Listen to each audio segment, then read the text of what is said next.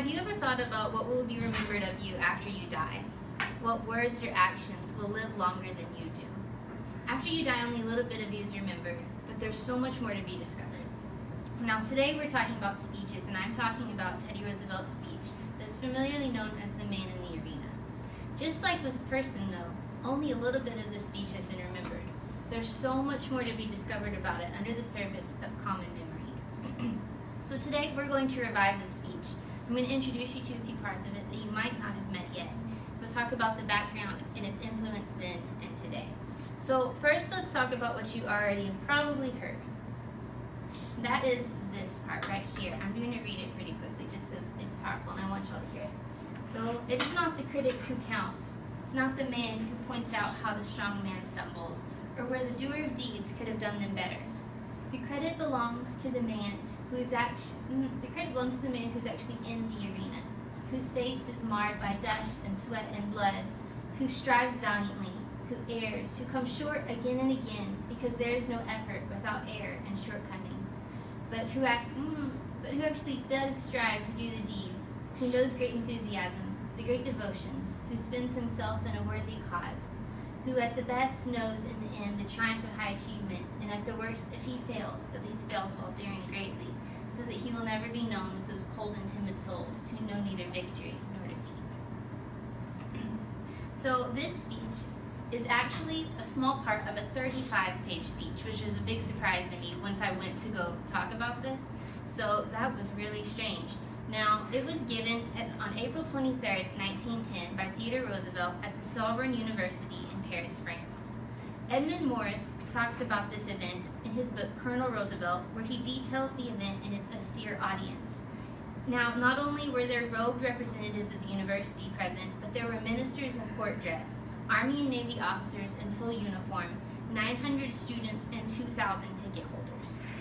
Now that you know a little bit about the setting, let's talk about Roosevelt's message. Francis Griggs, in his article, Guidance from the Words of Theodore Roosevelt, says that Roosevelt's entire life led him to the moment where he took the stage to deliver this talk on the importance of character, strength, and integrity at one of the most leading institutions of higher education in the world. Roosevelt was a man of heroic stature. Kathleen Dalton, in her book, Theodore Roosevelt, A Strenuous Life, says that Roosevelt fashioned himself a heroic political leader, a fearless champion of the people, but that in reality his days were mostly most of his days were just strenuous desk work and kind of tedious meetings. Now this reality was represented in his speech, where he talks about a lot of things, mostly the duties of a citizen, human and property rights, but most importantly the necessity of hard work. And not just work of word or riches, but also of deed. Because he firmly believed that to reach the heights, you had to be willing to strive and to dare and to work hard and not just talk and have money and be fancy. And he really wanted to emphasize this to the French people. Now, his demeanor emanated determination, and Edmund Morris in his book records the words published by the Journal of Debates in France after the speech, when they said that they declared that no one who heard it could help but be attracted, seduced, disoriented, and conquered. Likewise, Julie Oseed, in her scholarly article, talked about Theodore Roosevelt's confidence and conviction, saying he was blunt because he believed wholeheartedly in his message. He was transparent because he had no doubt that he was correct. He used vivid language because he wanted his message to be memorable.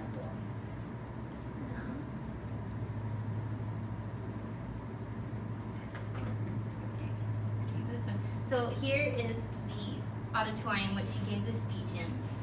And here is a photo after the speech. So he was such a heartfelt speaker, this message was bound to resonate with the public, and it did.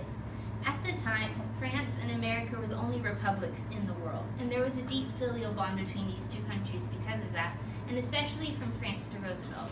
Now this bond was something Roosevelt didn't even quite comprehend until after the speech was given. And in the same book I mentioned earlier, Edmund Morris talks about this, talks about Roosevelt's surprise, where, quote, he says it was a little difficult for him to understand. Because in addition to running in all the French papers, they sent it to every single teacher in France. It sold more than 5,000 copies in a day and became translated across Europe just within a week of it being spoken. Now, even though 34 and a half pages of this speech have been practically forgotten, the man in the arena has still thrived. It has been quoted by and inspired authors, presidents, actors, movie makers, musicians, and athletes, and many, many more. The reason why is because it conveyed a message, that it didn't just give words, it captured the contagious determination of a passionate man who dared greatly and who did not fail. So today, I hope you've gained a little bit more knowledge about this speech and a grander appreciation of Theodore Roosevelt's spirit and life. Thanks. And